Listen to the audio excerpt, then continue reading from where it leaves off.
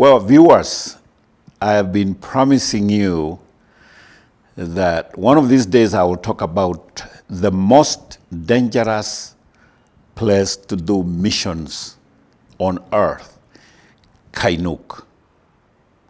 And so here it is. Today, I'll be telling you the story about Jacqueline Zisa, one of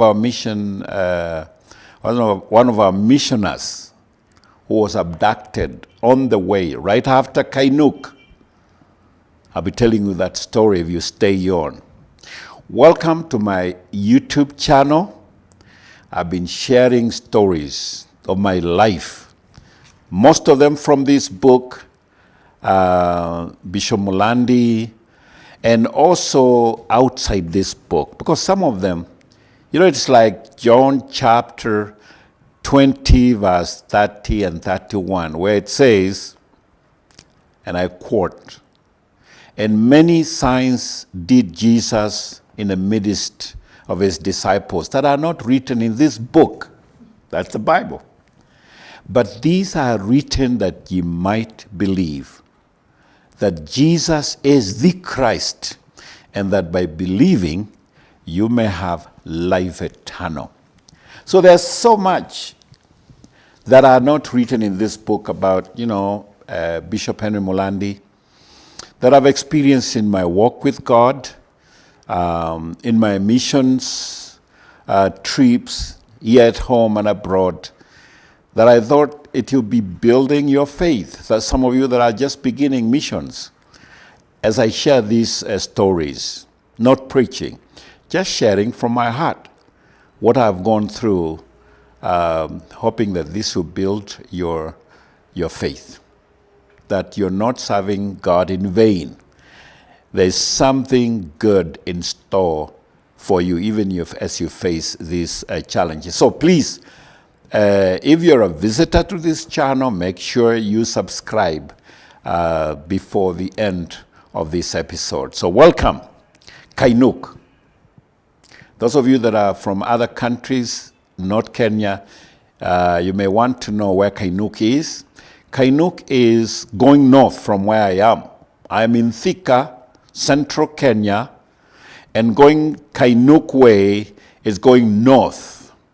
You're facing the Rift Valley, you're facing Lake Turkana, way up north. You come after Kitale. Those of you that have gone that road, you come from Kitale and you go to the Kapenguria mountains, that's Pokot, and then all of a sudden you begin to drop. And by the time you hit Barich down there, you're almost 100 meters above sea level. You can feel the change of weather within minutes as you go down driving. And then from Barich, that is where the West Pokot and the Turkana's border. A few miles from there, you come to Kainuk. There's a river there, Kainuk. And then after Kainuk, going north, you will come to the first town called Lokichar. On one side, there are the mountains of, I think the Turkanas would call them Kangetet, or something like that, if I can remember. So you're driving on that. It's a lonely road. From Kainuk, actually, for 50 kilometers, you don't see any human being. It's a worse than the Wild West of the Americans. You don't see anybody. And I remember we had a security officer sitting behind me here, G3, as they call it, the G3 rival. And he said, between here and Katilu, if you see anybody, you shoot before he shoots you. I said, what? See, you had to have an armed guard in your vehicle for an escort. And if you have many vehicles, and a police Land Rover or police car would head the convoy and another one at the back to keep you in the middle. But if you came all by yourself, then you were given a police officer with a gun to sit in your car and to go with you along that stretch that there is no one. This one morning I had slept in Kitale, and I woke up very early and started driving towards Lodwar. It was very early in the morning, dropping those mountains and hitting the bottom there, Barich. It was so hot, very early in the morning and yet very hot. I come to Kainuk and my car was surrounded by people. And they asked me, how did you make it here? And I'm asking them why. And then they showed me a priest, a Volkswagen. You know, the Volkswagen with, they showed me one of them Volkswagen there, and it had bullet holes all around. They said that one was ahead of you. The priest has just gone out. How he escaped the bullets, I don't know. So they're asking me, how did you make it? Meaning, there were raiders back there before getting to Kainuk. So I came out to hear the story of these raiders there. And can you imagine now from Kainuk, I was to drive onwards. That's where I needed a police guard. So one day I asked a police officer who was seated there, an AP, we call them AP, Administrative Police Officer. I asked him, if I meet 20 raiders who have AK-47, what am I supposed to do? I was the one driving. He said, stop the car, then I will get out. Then I asked him, then what next? What do I do next? He said, nobody knows. You can imagine. If he gets out with his gun, of course there'll be gunfire all around. Now, he didn't give me instructions on what to do thereafter. So that morning, seeing that, I was so apprehensive driving the next 50 kilometers along that stretch. But I made it. And I praise the Lord that there were no raiders on the way. The next trip, and I never forget, I was with a friend of mine called Ken Weaver from Ohio, Wayne County. We were driving to Turkana. You know, I had this tradition of every April, I would go to Turkana to do relief work. And most times I would take my wife and the children. We would go. Several times we went together. And, went to Turkana near Kakuma and went into the villages there to do relief work. This time I was with my friend Ken Weaver. I was going to show him up north. We were going north. So we got to Kainuk late in the evening, and the police, the barrier there, refused to let us through. And they did not have a police guard to take us, the way, the 50 kilometers. So we were forced to sleep in Kainuk. Now, Kainuk, we used to eat very nice nyama choma or fried goat meat. One of the days, somebody said, Bishop, do you know what you're eating? It's probably a baboon or a monkey. But, being a missionary, I travel a lot and I eat a lot of things. I did not stop because what I was eating was really delicious. I kept on eating. I said, whether it's a baboon, whether it's a monkey, whether it's a goat, it tastes real nice. I enjoyed my meat. They said there was a word around that sometimes those locals, they will capture baboons and slaughter them and just fry them, for the people. And they will sell to them, but they will not tell you that it's a baboon. I was with Ken Weaver, my friend. Where do we sleep? We arrived late, we couldn't continue. So at Kainuk, we looked for a lodging. We couldn't find a guest house. Then we found somebody who had 2 rooms. They had beds. He said he will let us sleep there for some little money. I forget how much we paid. But let me tell you, it was so hot. I can't remember well, but I think we had one of the girls, Julie. I think it was Julie Karanja was with us. We let her use the room, and we, the men, slept at the corridor outside on the veranda, we call it. We put our mattresses there because it was so hot. I mean, we sweat and sweat and sweat. While on the ground there, sleeping on those mattresses, there were little insects that would come around, smell, and begin to lick our skin. Because of sweat, the sweat, of course, is salty, salty. Ken tried to wipe the little insects.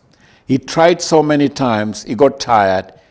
He said, come on, guys, you can lick the rest of the body.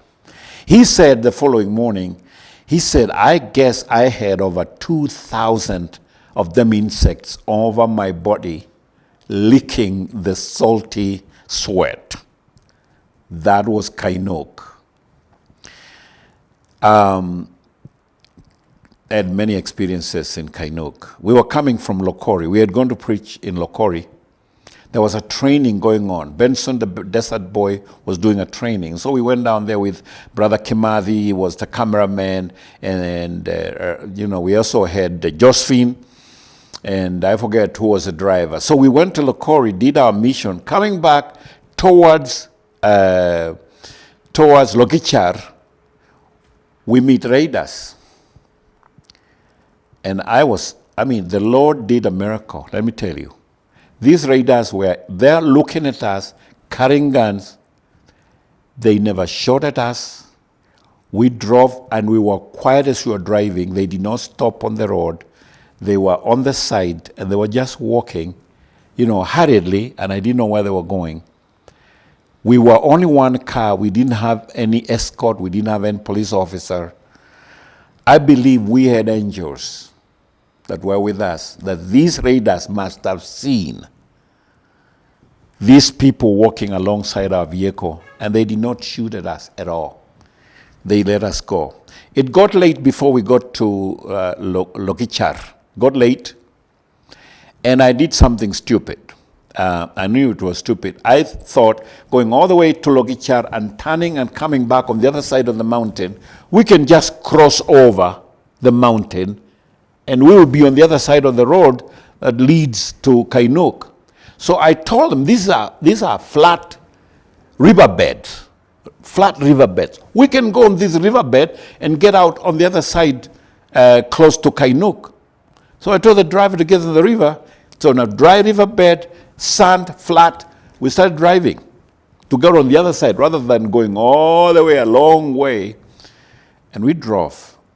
Some areas, there were little falls where, there's a cliff, and we'll drive around and keep going. It was at night by this time, and we went through some villages of Turkanas, and they're armed. I was later on, when I woke up to the fact that these people would have got scared of us and start shooting, when I woke up to that realization later on, I was just so scared. What was I doing? I pinched myself. What was I doing by telling the driver to go that way? Anyway, we drove on that river up to a point we just couldn't drive anymore. We drove on the thickets, and we just couldn't drive anymore. We had to turn around. And you see this vehicle with lights.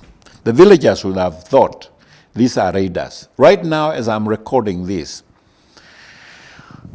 over 10 security officers have lost their lives in Capedo, Lomelo. That is within the same region right now. It's a very volatile place and dangerous to do missions. We turn around, and I'm telling you what, we made it without anybody shooting at us. That was the hand of God. But I can say like the WWE, the American wrestling thing. You know what they say? They say, don't try this at home or at school. The things that they do. I would tell you, missionaries, don't try what I did. But if the Lord tells you to do it, go ahead and do. We did it and we came out live. I'm sure you want to hear the story of Jacqueline Zisa. Have you been hanging on? I'll be telling you very soon about Jackie Zisa, our missionary to Kakuma. But let me run quickly to Locherengo.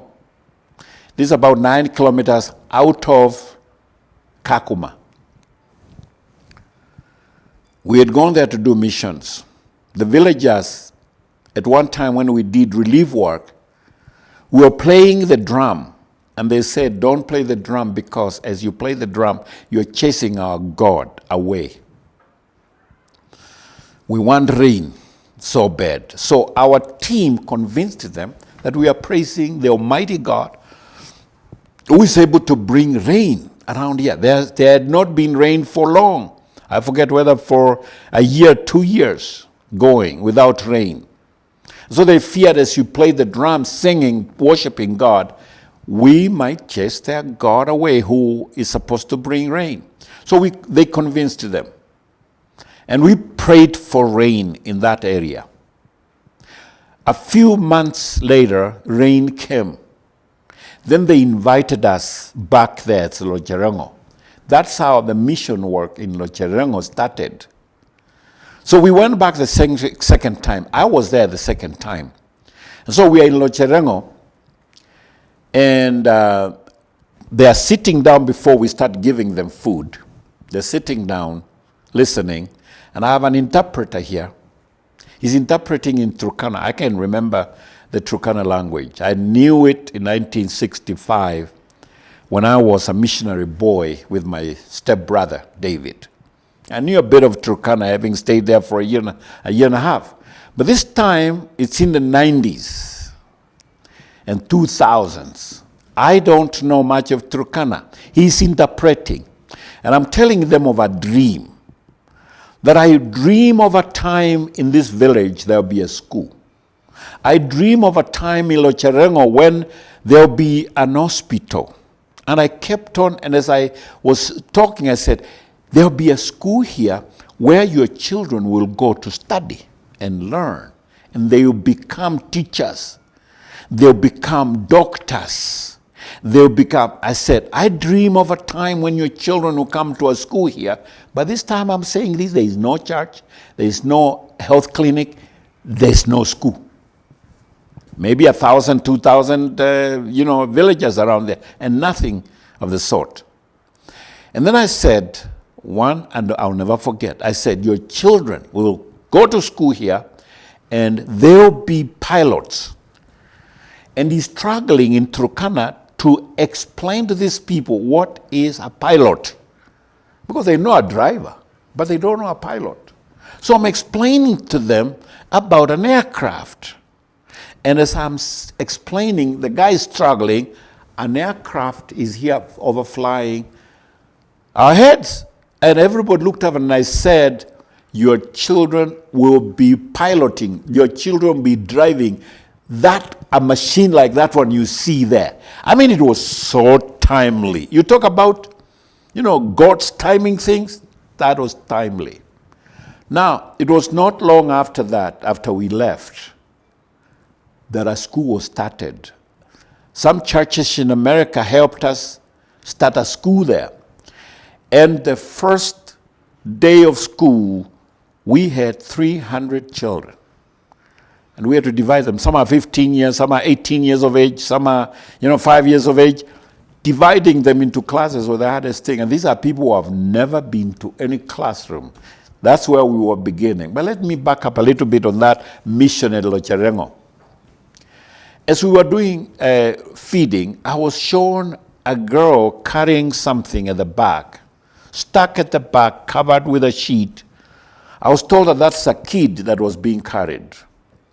And I went and opened, the sheet. And what I saw, I went back. This was a little kid that had wounds all over the head and was sweating terribly, being carried by the sister. And I asked the chief if we could take that child to our orphanage or to our center at Kakuma, 9 kilometers away. And the chief accepted. The rest is history. This is Mordecai. Mordecai is a teenager today, a big boy. Mordecai is doing very well. He was later adopted by John, Kibe, and Tracy. And right now he's doing very well. This is the Mordecai who was stuck at the back of his sister, dying there. He was sick and wounds all over the head. What a blessing. What a blessing. That village has kids who have finished standard 8 or grade 8 and they're on into high school. And let me tell you, that dream, that prophecy is coming to be fulfilled. Before I finish, you want to hear about Jacqueline? Now, Jacqueline was our missionary in Kakuma for, I believe, 7 good years. So she traveled the Kainuk road many, many times, coming to the office, going back to work.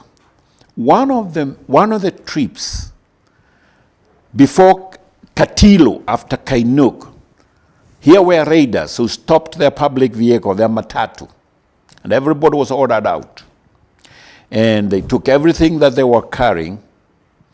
At least they did not shoot. These were raiders.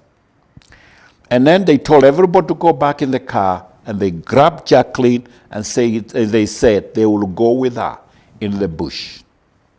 Jacqueline today would be, she could have gone there and got married to over 10 people, 10 men out there. She would have been repeatedly raped out there in the bush and become, you can imagine what would have happened.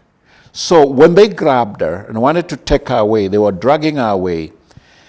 The passengers that were in the matatu refused to go. They said, no, you are not taking our girl away. Probably they did not even know Jacqueline, but they refused to accept that these raiders they said, we have given you everything, but not our girl, Jacqueline. After a lot of negotiations, a miracle happened. They let Jacqueline out of their hands, and Jackie Nzisa ran back to the matatu or the public transport, and they drove away. What a miracle. That was God. I don't know what those raiders saw. I don't know what they heard. I don't know whether they're convincing by the passengers. But can you imagine these were strangers? They were just traveling in the same matatu, who pleaded with the raiders that we have given you everything. You're not taking our girl with you. Jacqueline later found a match in a guy from Ohio, got married, went to live in the United States of America. She has several children right now as I'm speaking. Jackie, you are a hero. Your story will be told from generation to generation. Your boldness, to stay on and to serve the Lord in Turkana. That's why the Lord has blessed you, because you served him. Hey, friends, I got to end it here. But please make sure you subscribe and wait for the next episode. Tag somebody, tell somebody to visit my YouTube channel, and the Lord bless you abundantly for subscribing and being part of this journey. God bless you.